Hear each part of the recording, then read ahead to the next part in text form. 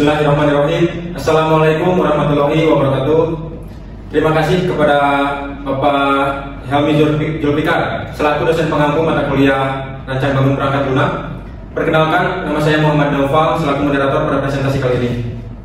Kami dari kelompok 2 kelas B akan mempresentasikan tentang pengembangan website TK Khalifah. Tentunya saya tidak sendiri di sini, ada rekan-rekan saya yang bernama Citra, Rosya, Pram, Sofi, dan Nabila.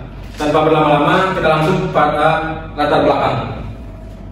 Nah, pada latar belakang TK Khalifah Tasikmalaya mengembangkan website dengan fitur company profile dan PDB online untuk mengatasi keterbatasan komunikasi, menyederhanakan pendaftaran, serta meningkatkan citra dan visibilitas sekolah di era digital. Nah, untuk materi selanjutnya akan disampaikan oleh rekan saya. Selanjutnya di sini ada kebutuhan fungsional. Yang pertama ada video umum sistem. Sistem yang kami buat itu adalah company profile dan juga website untuk pendaftaran secara online. Yang kedua ada proses pendaftaran. Proses pendaftarannya yaitu calon siswa atau calon orang tua siswa mengisi formulir biodata untuk pendaftaran di websitenya. Yang ketiga ada tempat pengguna, yaitu di websitenya disediakan informasi mengenai TK seperti aktivitas dan juga fitur lainnya. Yang keempat ada manajemen data, yaitu data pendaftaran siswa akan terintegrasi dengan database. Dan selanjutnya ada notifikasi dan komunikasi. Setelah proses pendaftaran dilaksanakan, maka akan dikirimkan notifikasi berhasil kepada email dan juga WhatsApp pendaftar. Yang selanjutnya ada integrasi sistem, yaitu terhubung dengan server yang mengakses dan juga menyimpan data. Selanjutnya ada kebutuhan non fungsional. Yang pertama ada performance requirements, yaitu sistem atau website yang telah dibuat dapat dibuka di berbagai device seperti desktop dan juga Android. Dan selanjutnya ada operational requirements, yaitu dapat diakses oleh 300 user lebih dan juga waktu muatnya itu kurang dari 3 detik. Yang selanjutnya ada security requirements, yaitu komunikasi antara user dan klien akan dijaga keamanannya dan juga sesuai standar keamanan yang telah diterapkan. Yang selanjutnya ada deadline requirement, yaitu pengembangan sistem tidak boleh melebihi batas yang telah ditentukan. Selanjutnya saya serahkan kepada teman saya. Baik, selanjutnya kita masuk ke metodologi pengembangan. Di sini kelompok kami memilih model waterfall. Kenapa? Karena sesuai karakteristik dari proyek pengembangan website PPDB TK Khalifah ini, yaitu struktur dan juga kami juga sudah mengetahui kebutuhan sistem yang dibutuhkan sejak awal. Maka dari itu kami memilih metode waterfall ini sehingga dapat memudahkan kami sebagai tim pengembang dalam proses tersebut secara sistematis dan dapat terdokumentasi dengan baik. Selanjutnya kita masuk ke jadwal pelaksanaan. Di sini kami melakukan aktivitas planning itu pada bulan pertama, dilakukannya di minggu kedua, kemudian analisis di bulan pertama, di minggu ketiga, dan implementasi itu kami di minggu terakhir di bulan pertama, kemudian di bulan kedua, dan sampai bulan ketiga. Selanjutnya saya kembali ke teman saya.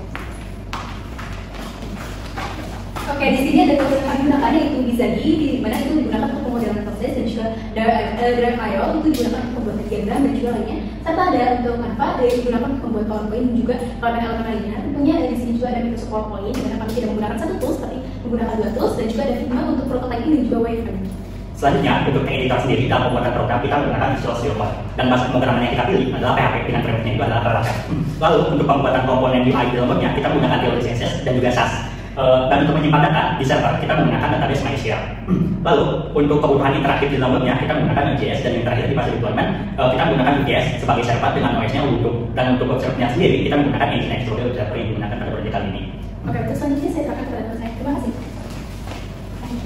Baik, selanjutnya mengenai hasil dan pembahasan di sini itu kami mengharapkan TK Khalifah dapat menyediakan fitur PPDB online dan juga company profile yang bisa diakses oleh user dimanapun itu.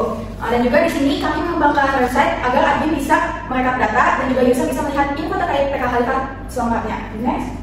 Di sini ada tampilan Belanda. Pada tampilan Belanda ini memuat 6 tema TK Khalifah dan juga fitur-fitur apa saja yang dapat diakses pada website. Next. Di laman tentang kami, di sini kami input mengenai visi misi dan juga experience dari TK Khalifah yang lebih dari 17 tahun, juga tentang kelebihannya yaitu ada support dan juga flexible classes.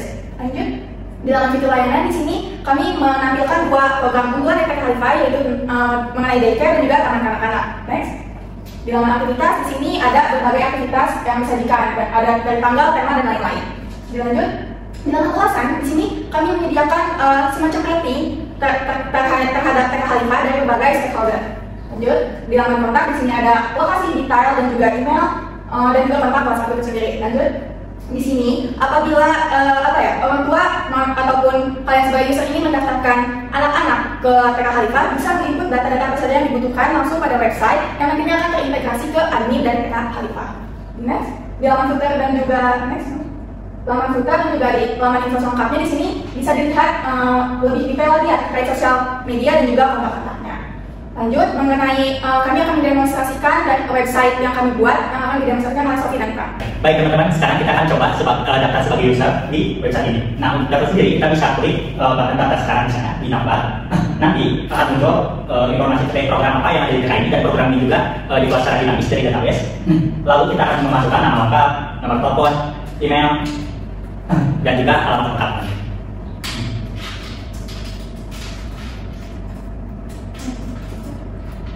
Ini ada email dan dari itu adalah alamat lengkap. Nah, nanti secara otomatis akan muncul atau datanya itu akan muncul di admin dan admin itu dapat mengirimkan pesan ataupun email maupun menghubungi kontaknya yang sudah dikirim oleh user di sini. Dan selanjutnya kita akan coba demonstrasikan dari fitur admin sendiri. Nah, untuk admin sendiri kita bisa langsung akses di URL-nya, terus kasih /admin admin login. Nah, nanti kita akan memasukkan email dan juga password yang sudah disediakan oleh kita. Dan secara sendiri untuk admin sendiri itu dibuat langsung dari database, jadi nggak sembarang orang bisa datang. Nah, di halaman awal ini ada dashboard yang menampilkan jumlah dari pendaftaran per program, registrasi penggunanya sudah berapa, dan juga aktivitas per kategorinya. Jadi aktivitas ada kategori kayak bermain dan lain-lainnya. Terus di halaman sidebar-nya juga ada beberapa menu, tapi kita mengelompokkan menjadi 3 utama. Yang pertama itu untuk mengelola pendaftaran, yang kedua itu untuk setting, dan yang ketiga itu untuk content management. Jadi segala bentuk konten yang ada di halaman beranda tadi, di halaman beranda tadi itu sudah dikelola melalui admin ini.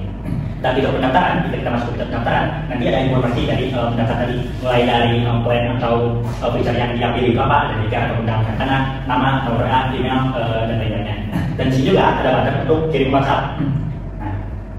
Nah, secara otomatis kita akan menulis pesan apa yang akan dikirim kepada pendaftar gitu. Misalnya assalamualaikum, silakan bertanya pada informasi di sini dan di saatnya. Nah, nanti kita bisa langsung klik buka WhatsApp. Saat itu bisa langsung klik buka WhatsApp dan langsung mendirect ke halaman WhatsApp dengan pesan yang sudah kita tulis tadi, teman-teman. Nah, selain itu fitur ini juga mengelola CRUD ya, tentunya create update di web. Kita langsung masuk ke fitur selanjutnya, ada user. Nah, user ini digunakan untuk mengelola hak akses dan juga hak login yang ada pada admin ini, mulai dari email, nama, foto, dan lain-lainnya. Sudah jelas juga membuat fitur CRUD create update di web ditambah dengan fitur untuk set role. Jadi kita membuat role itu secara dinamis. Misalkan kita membutuhkan sekarang guru baru, kepala sekolah, dan juga guru. Mungkin nanti kedepannya bisa bertambah kebenaran dan lain-lainnya. Ditambah dengan hak akses authorization yang dapat kita setting. Terus masuk ke CMS atau content management system. Nah, content management system. Nah, itu ada beberapa. Yang pertama itu ada aktivitas, itu untuk mengolah aktivitas yang tadi ada di halaman beranda. Sama di sini kita membuat untuk CRUD create update di web. Dan ada FAQ. FAQ itu untuk pertanyaan-pertanyaan juga question dan answer gitu. Yang juga memuat CRUD. Terus ada feature ini untuk apa yang disediakan oleh TK. Untuk sekarang TK ini menyediakan feature itu DPR dan juga taman kanak-kanak. Tapi ini juga bisa create update dan juga di web. Yang terakhir di CMS ini ada untuk testimonial atau ulasan dari pelanggan gitu. Dan pelanggan bisa menyebutkan ulasannya dan lain-lainnya di sini. Mulai dari nama, position, image, dan juga ratingnya dari bintang 1 sampai bintang 5. Terus ada customer management.